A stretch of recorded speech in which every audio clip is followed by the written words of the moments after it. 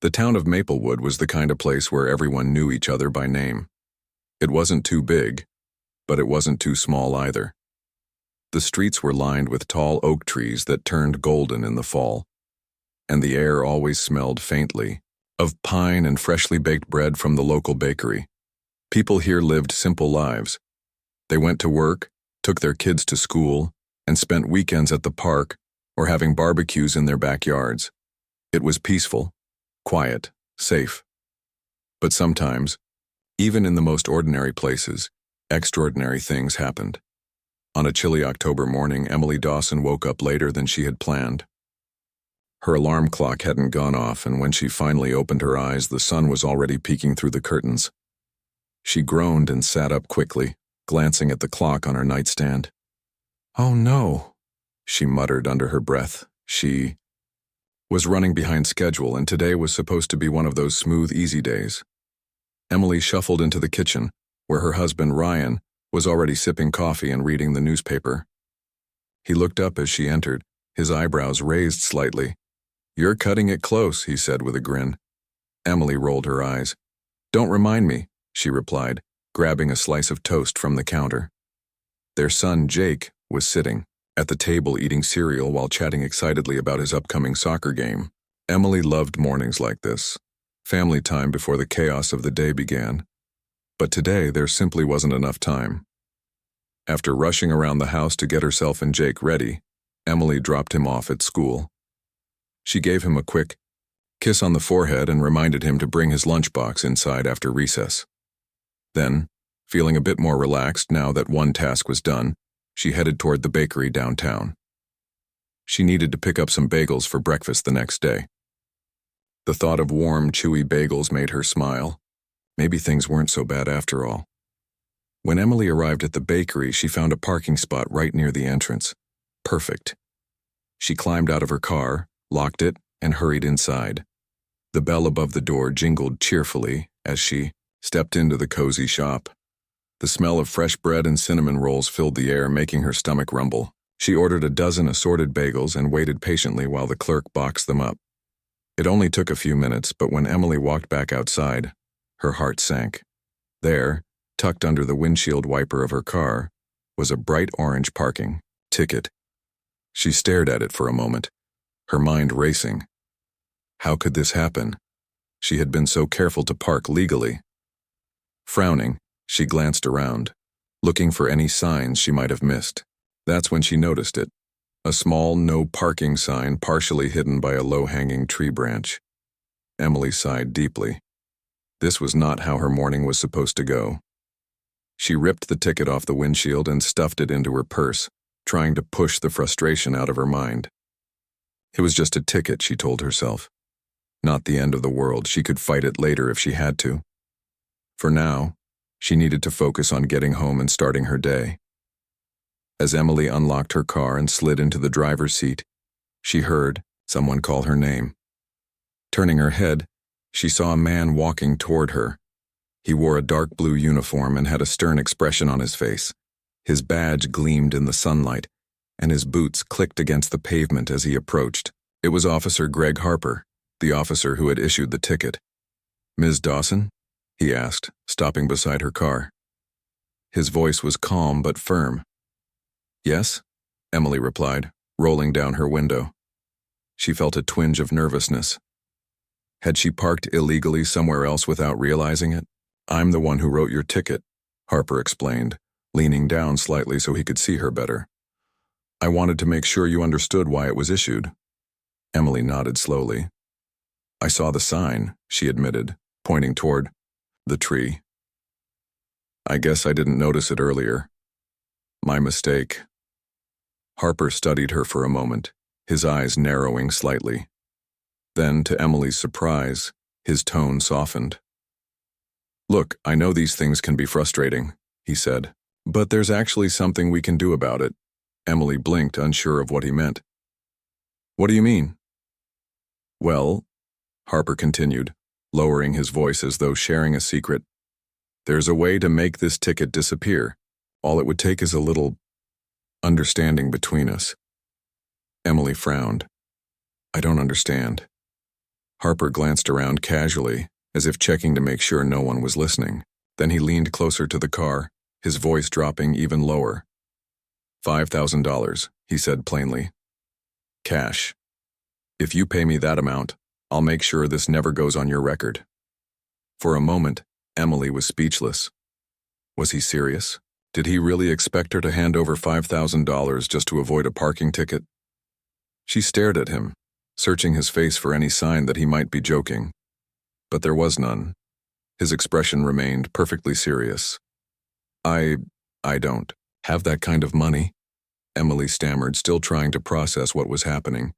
And even if I did, Harper shrugged, cutting her off. It's your choice, he said smoothly. But think about it. Do you really want this ticket hanging over your head? The hassle of court dates, fines, points on your license? Or would you rather settle this quietly and move on with your life? Emily felt a mix of emotions swirling inside her. Anger, confusion, disbelief. This couldn't be real. Could it? She opened her mouth to respond, but nothing came out. Harper straightened up, giving her a polite nod. Take your time, he said. If you decide to take care of it, you know how to reach me. With that, he turned and walked away, leaving Emily sitting in stunned silence. Her hands gripped the steering wheel tightly as she tried to steady her breathing. What had just happened? Was this some kind of sick joke? Or was Officer Harper actually suggesting bribery? Emily shook her head, trying to clear her thoughts. She needed to talk to someone about this, someone who could help her figure out what to do next. But for now, she started the car and drove home, the weight of the situation pressing heavily on her shoulders. Little did she know, this was only the beginning of a much bigger story. One that would change her life and the lives of many others in Maplewood forever. When Emily got home, she was still reeling from her encounter with Officer Harper. She carried the bag of bagels into the kitchen and set them down on the counter without saying a word. Her husband, Ryan, noticed right away that something was wrong. He looked up from his laptop where he had been working on some project for his job and frowned. "Hey, are you okay?" he asked. Emily didn't answer immediately. Instead, she sank into a chair at the table and rested her head in her hands. Ryan closed his laptop and moved to sit across from her. "What happened?" he pressed gently. "Did something go wrong at the bakery?" Emily shook her head. "No, it wasn't the bakery," she said quietly. Then, taking a deep breath, she told him everything, about the parking ticket, the hidden sign, and Officer Harper's strange suggestion. As she spoke, Ryan's expression changed from concern to disbelief, then to anger. "Are you serious?" he exclaimed when she finished. "He actually asked you for $5,000 just like that?" Emily nodded, feeling both relieved and uneasy as she shared the story. "I don't know what to do," she admitted. "I mean, this can't be legal, right? But what if I report it and nothing happens? Or worse, what if he tries to retaliate, somehow?" Ryan leaned back in his chair, rubbing his temples as he thought. "This is insane," he muttered. "A cop demanding bribes? In our town? It sounds like something out of a movie." Emily sighed. "I know it sounds crazy, but it really happened. And now I'm stuck. If I ignore it, he might make things harder for me. But if I pay him or even try to report him, I'm afraid of what could happen next." Ryan was silent for a moment, clearly thinking hard. Finally, he spoke again. "We need proof," he said firmly. "If we're going to do anything about this, we have to have evidence, otherwise it's just your word against his." Emily raised an eyebrow. "Proof? What kind of proof?" "A recording," Ryan replied. "Something that shows exactly what he said. That way, if anyone tries to deny it or brush it off, we'll have solid evidence." Emily hesitated. The idea of setting up a meeting with Officer Harper again made her stomach churn. But deep down she knew Ryan was right. Without proof, no one would believe her. And if she stayed quiet, who knows how many other people Harper might try to take advantage of. The next morning, Emily woke up early, determined to follow through with their plan. She borrowed Ryan's old phone, a basic model they rarely used, and installed a simple recording app. Then she tucked it into her purse along with a small notebook and pen. Before leaving the house, she double-checked that the phone was turned on and ready to record. As she drove toward the cafe where Officer Harper had told her to meet him, Emily's nerves were on edge.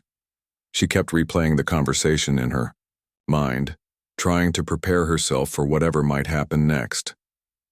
When she arrived, she spotted Harper sitting at a corner table near the window.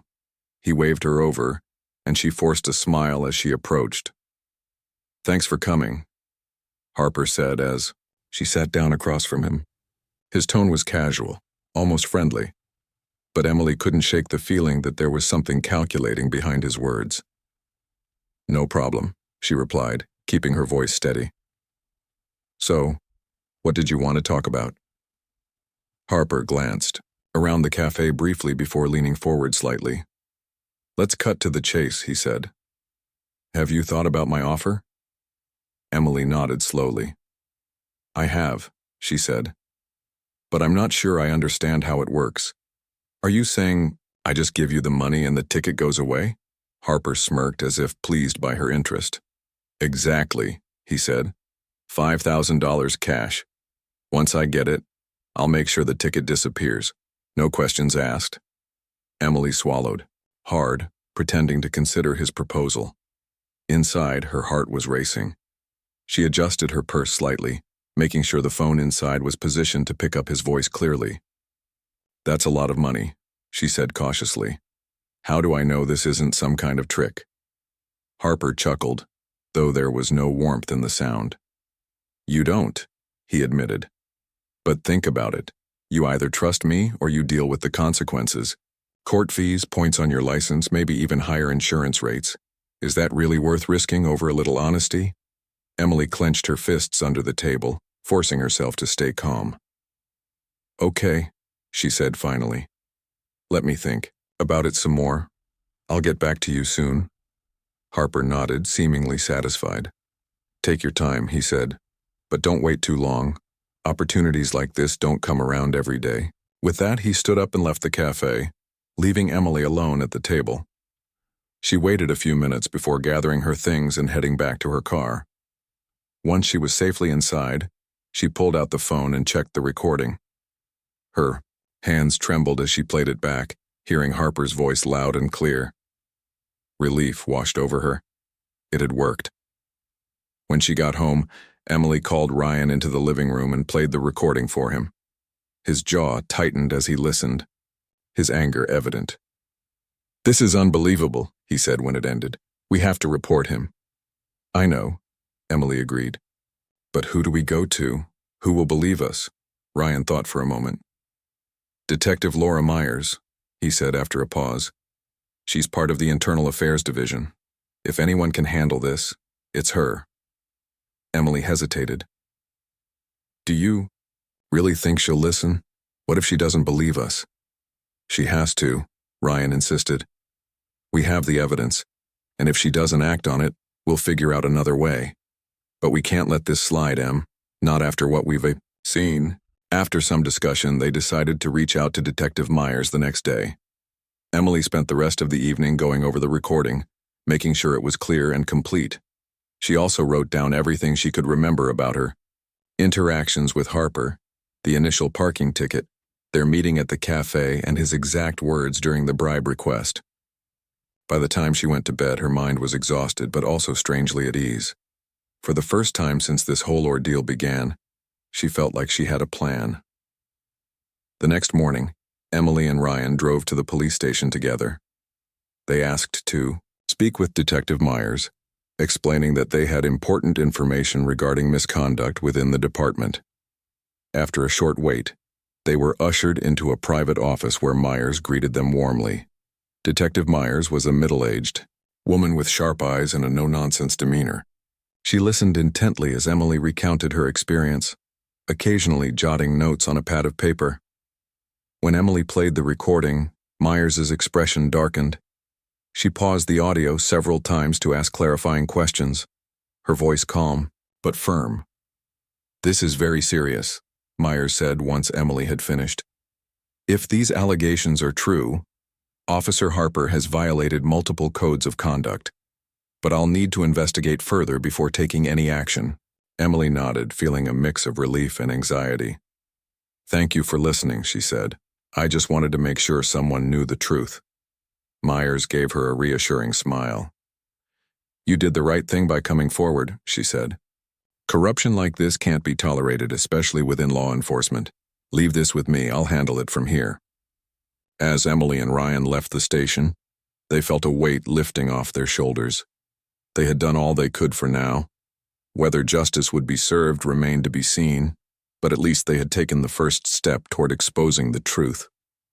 Little did they know, this was only the beginning of a much larger investigation, one that would uncover secrets far beyond what they had imagined. Detective Laura Myers wasted no time. As soon as Emily and Ryan left her office, she began reviewing the evidence they had provided. The recording was clear, capturing every word Officer Greg Harper had said during his meeting with Emily. Myers listened to it several times, pausing occasionally to take notes. Her expression grew grimmer with each replay. This wasn't just a minor infraction. It was blatant corruption, and it couldn't be ignored. Myers had been in law enforcement for over 20 years, and she had seen her share of bad apples.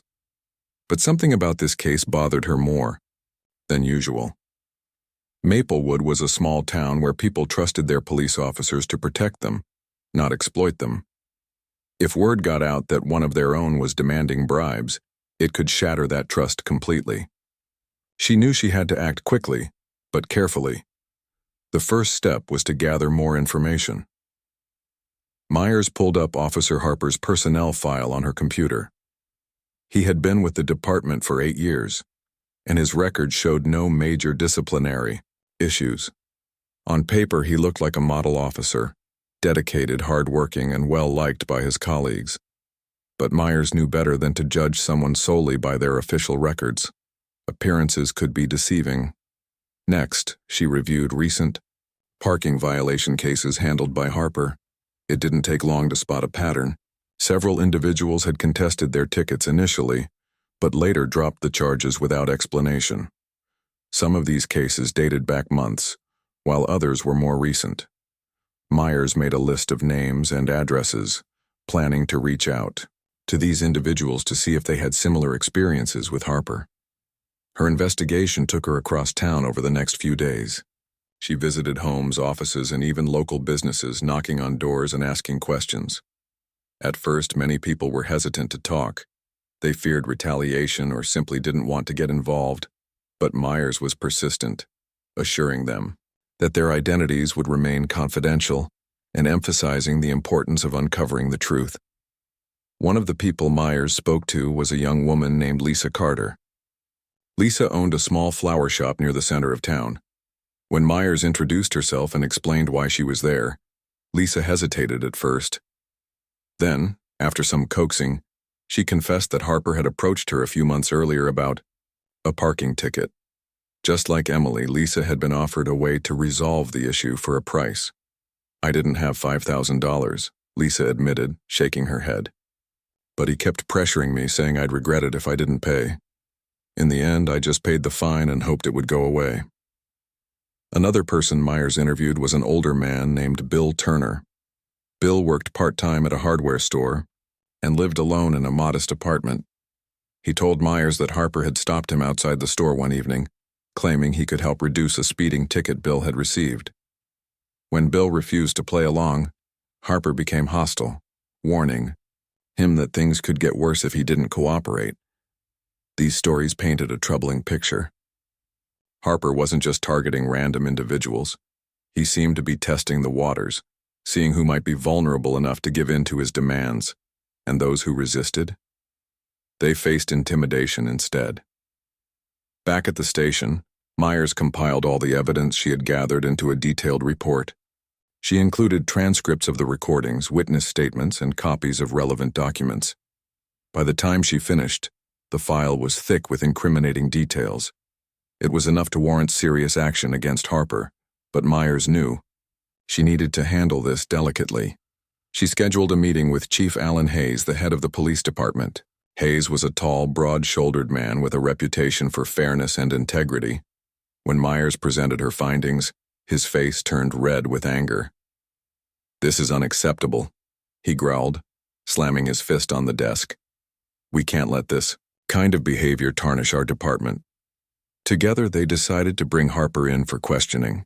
Myers arranged for 2 other detectives to accompany her, ensuring the process was conducted professionally and transparently. When Harper arrived at the station, he seemed surprised to be summoned.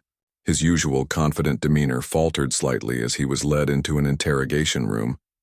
Myers started the conversation calmly, asking Harper routine questions about his duties and recent activities.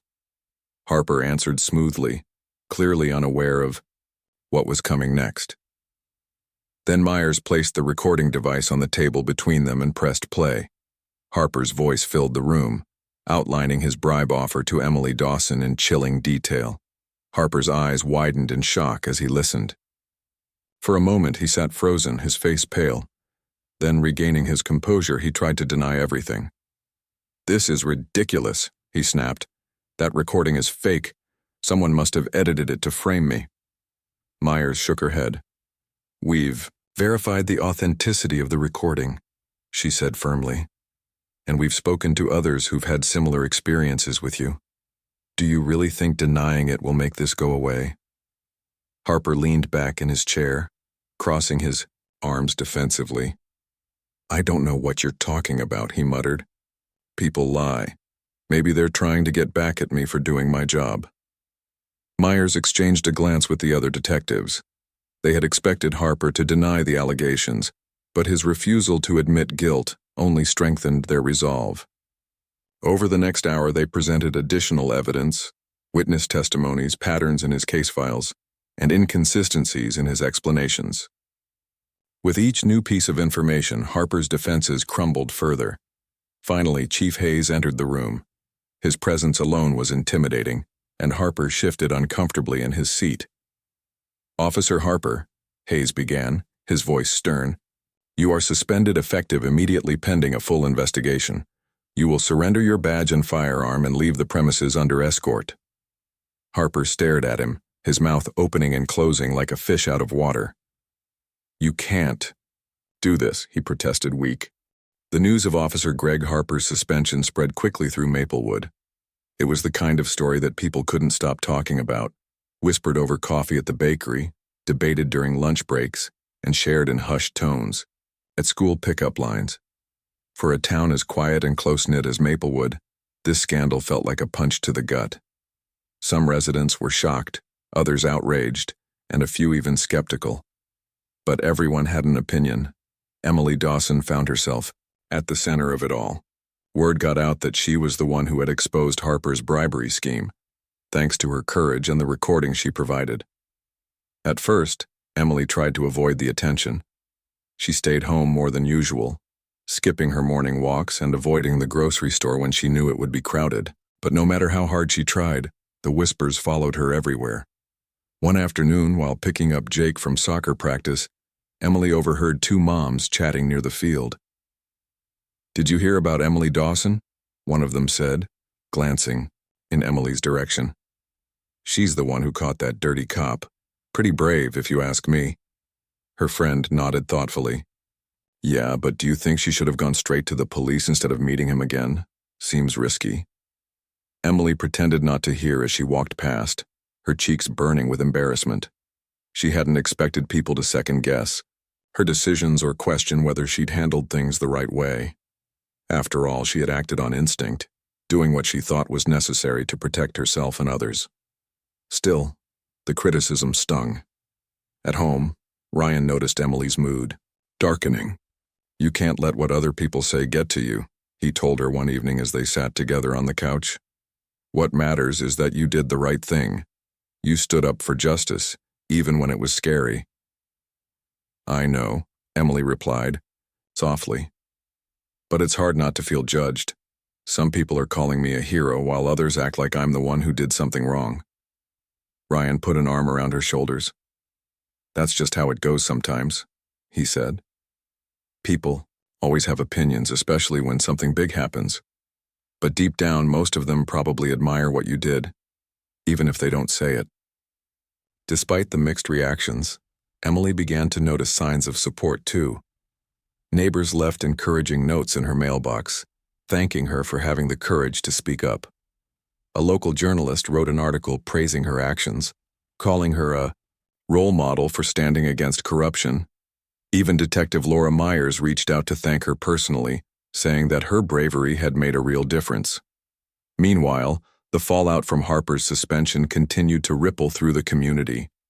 Chief Alan Hayes held a press conference to address the situation, promising transparency and accountability moving forward. "This department exists to serve and protect the people of Maplewood," he declared. "We will not tolerate misconduct of any kind, and we are committed to rooting out corruption wherever it may exist." The announcement reassured many residents, but some remained uneasy. Trust was fragile, and rebuilding it wouldn't happen overnight. People wondered how long Harper had been abusing his power, and how many others might have fallen victim to his schemes without speaking up. The idea that someone sworn to uphold the law could exploit it so brazenly left a bitter taste in everyone's mouths. For Harper, the days following his suspension were bleak. Stripped of his badge and firearm, he spent most of his time holed up in his apartment, pacing back and forth like a caged animal. He called his lawyer repeatedly, demanding answers and insisting he'd done nothing wrong. But the evidence against him was overwhelming, and even his attorney seemed unsure of how to defend him. Harper's colleagues at the station avoided him whenever possible. Once respected, or at least tolerated, he now faced cold stares and awkward silences in the hallways. A few officers muttered under their breath about how his actions reflected poorly on all of them. Others simply shook their heads, unable to reconcile the man they thought they knew with the corrupt figure described in the reports. As the investigation progressed, more details emerged about Harper's activities. Detectives discovered that he had been skimming money from traffic fines for years, pocketing cash payments meant for the city treasury. They also uncovered evidence suggesting he had pressured local business owners into paying protection fees in exchange for leniency on minor violations. It became clear that Harper's greed went far beyond a single bribe demand. Detective Myers worked tirelessly to piece everything together, determined to ensure Harper faced consequences for his actions. She collaborated with Internal Affairs and the District Attorney's Office to build a solid case. By the end of the week, formal charges were filed against him, including extortion, fraud, and abuse of power.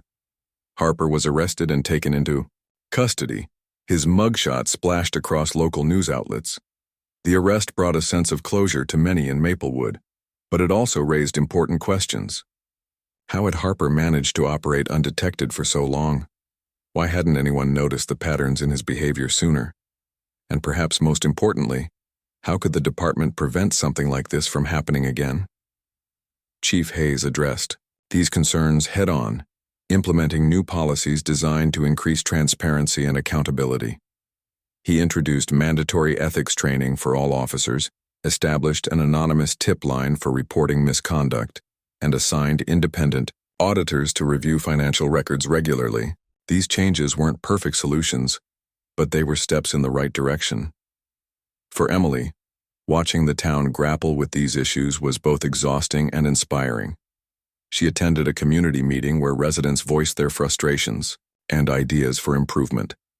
Some suggested installing more visible parking signs to prevent confusion, while others advocated for regular reviews of officer conduct. Emily herself spoke briefly, urging everyone to stay vigilant and report anything suspicious, no matter how small it seemed. "You never know when something minor could turn out to be part of a bigger problem," she said, her voice steady despite her nerves. "If we want to keep our community safe, we have to look out for each other and hold those in power accountable." Her words resonated with many in the audience, earning applause and nods of agreement. For the first time since the ordeal began, Emily felt a flicker of hope. Maybe this scandal, painful as it was, could lead to positive change, not just for Maplewood, but for the way people thought about trust and responsibility. As she walked home that night, hand in hand with Ryan, Emily allowed herself a small smile. The road ahead wouldn't be easy, but she knew she had played a part in making things better. And that, she realized, was worth every moment of fear and uncertainty she had faced along the way. Months passed and life in Maplewood slowly returned to its usual rhythm. The scandal involving Officer Greg Harper faded from the headlines, though it remained a topic of conversation at dinner tables and coffee shops. People still debated what had happened, how someone trusted to uphold the law could betray that trust so completely. But for Emily Dawson, the experience left a lasting mark. It changed the way she saw her town, her neighbors, and even herself. Harper's trial began in the spring, drawing attention not just from Maplewood but from neighboring towns as well. The courtroom was packed on the first day, filled with curious residents, journalists, and officials eager to see justice served. Emily sat near the front, flanked by Ryan and Detective Myers, who had become a close ally during the investigation. She felt nervous, her hands gripping the edge of the bench tightly but also determined. This was the final chapter of a story she had unknowingly stepped into months ago. The prosecution presented their case methodically, laying out the evidence piece by piece. They played the recording of Harper demanding a bribe from Emily, showed documents proving his misuse of city funds, and called witnesses like Lisa Carter and Bill Turner to testify about their encounters with him. Each revelation painted a clearer picture of Harper's corruption, leaving little room for doubt about his guilt. Harper's defense team tried to poke holes in the case, suggesting that the recordings were misleading or that Harper had been set up. But their arguments fell flat against the mountain of evidence stacked against him. By the end of the trial, it was clear to everyone in the room, including Harper himself, that there was no escaping the truth. When the verdict came in, the judge didn't mince words. "You abused your position of authority for personal gain," he said sternly, looking directly at Harper. "Your actions have damaged public trust and tarnished the reputation of those who serve honorably. For this, you will be held accountable." Harper was sentenced to 5 years in prison, along with hefty fines and a permanent ban from working in law enforcement. As the bailiff led him away in handcuffs, Emily felt a wave of relief wash over her. It wasn't joy exactly, more like the lifting of a heavy burden she hadn't realized she'd been carrying. Justice had been served, and Harper would no longer be able to hurt anyone else. In the weeks that followed, Maplewood began to heal. The police department worked hard to rebuild trust with the community, hosting open houses and town hall meetings, where residents could voice their concerns. Chief Hayes became a familiar face at these events, listening intently and promising transparency moving forward. Slowly but surely, people started to feel safer again. Emily found herself becoming more involved in the town's efforts to improve accountability. She joined a newly formed Citizens Advisory Board, which worked alongside the police department to review policies and suggest reforms. At first, she hesitated to take on such a role. She didn't consider herself a leader or an activist. But Ryan encouraged her to embrace it. "You've already made such a difference," he told her one evening. "Why stop now? You have a voice, Em. Use it." With Ryan's support, Emily threw herself into the work. She attended meetings, gave presentations at schools about civic responsibility, and helped organize workshops on reporting misconduct. Her involvement inspired others to speak up too, creating a ripple effect of positive change throughout the community. One day, while volunteering at the local library, Emily met a young woman named Sarah Bennett. Sarah was shy and soft-spoken, but she approached Emily after noticing her name on a flyer for the advisory board. "I heard what you did," Sarah said hesitantly. "About exposing that officer. I wanted to thank you." Emily smiled warmly. "Thank you for saying that," she replied. "It means a lot." Sarah shifted nervously, glancing around before lowering her voice. "Actually, I have something I want to tell you. Something I haven't told anyone else." Curious, Emily nodded. "Okay. What is it?" Sarah explained that she had once been stopped by Harper for a minor traffic violation. He had threatened to escalate the charges unless she agreed to pay him off. Terrified, she had complied, handing over several $100s in cash. Afterward, she had kept quiet, ashamed, and afraid of retaliation. But hearing about Emily's bravery had given her the courage to come forward. Emily listened carefully, offering reassurance and guidance. Together, they contacted Detective Myers, who promised to investigate Sarah's claim thoroughly. Knowing That her actions had inspired someone else to seek justice filled Emily with pride and reminded her why standing up for what was right mattered so much. As summer approached, Maplewood celebrated its annual Founders' Day festival, a tradition that brought the entire town together. There were parades, live music, food stalls, and games for kids. This year, however, there was an added element, a booth hosted by the Citizens Advisory Board, where volunteers handed out flyers and answered questions about accountability and civic engagement. Emily stood behind the booth with Sarah and a few other members, chatting with passers-by and sharing stories. Jake ran up occasionally, excitedly showing off prizes he'd won from the carnival games. Watching him laugh and play, Emily felt a deep sense of gratitude, not just for her family, but for the community that had rallied together to make things better. That evening, as fireworks lit up the sky, Emily leaned against Ryan, watching the colorful bursts reflect off the lake. "Do you think we'll ever forget all this?" she asked quietly. Ryan chuckled. "Probably not, but maybe that's a good thing. It reminds us how far we've come, and how important it is to keep pushing for change." Emily nodded, smiling, as Jake tugged on her sleeve, begging her to join him for one last ride on the Ferris wheel. As she walked hand in hand with her son toward the ride, she felt hopeful. Life in Maplewood wasn't perfect, it never would be, but it was stronger because of the challenges it had faced, and Emily knew that no matter what happened next, she would always stand ready to do what was right, for herself, her family, and her community.